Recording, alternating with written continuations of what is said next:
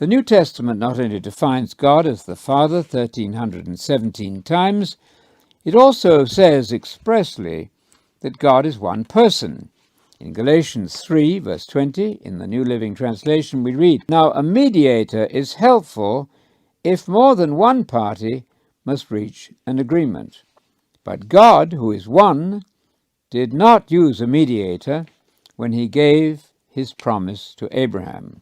The Amplified Version captures the sense that God the Father is a single person.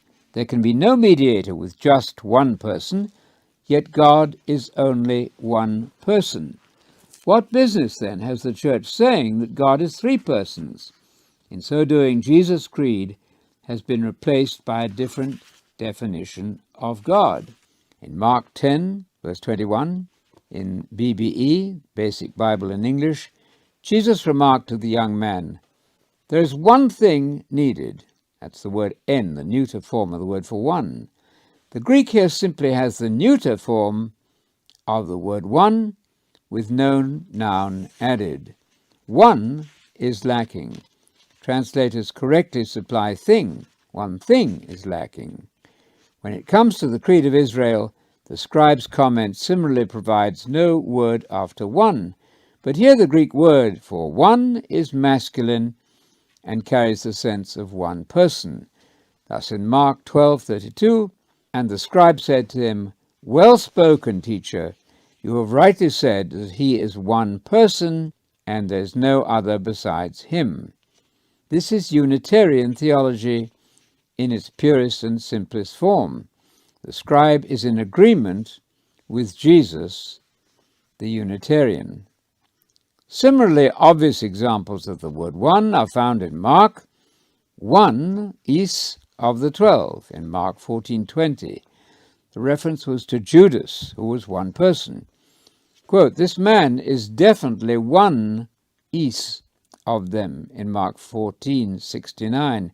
So also in Romans 3:30, quote, "For God is one and will justify the circumcised on the basis of faith and the uncircumcised through faith."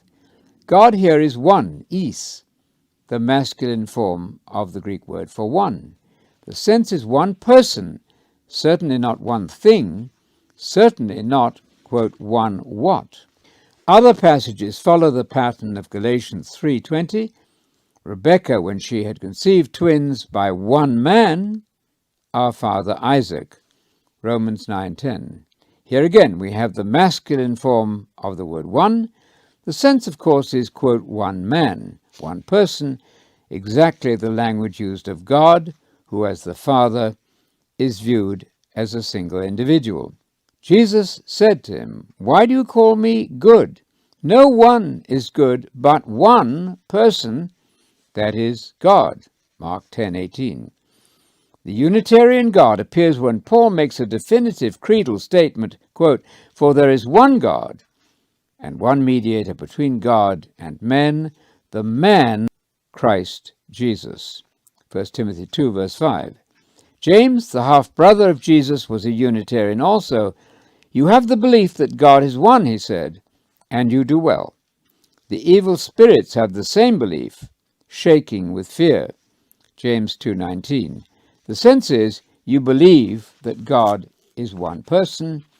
In Romans 5:16-19, one individual is repeatedly described simply by the numeral adjective is, one person.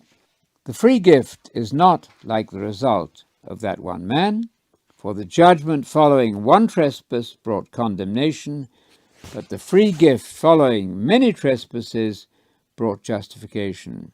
For if by the transgression of the one, is, death reigned through the one, is, much more those who receive the abundance of grace and of the gift of righteousness will reign in life through the one, is, Jesus Christ.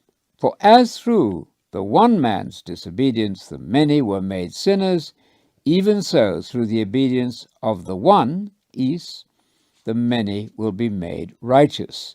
The one here is obviously one person, one individual. The same singular masculine word for one is used of God in the creedal statements we've examined.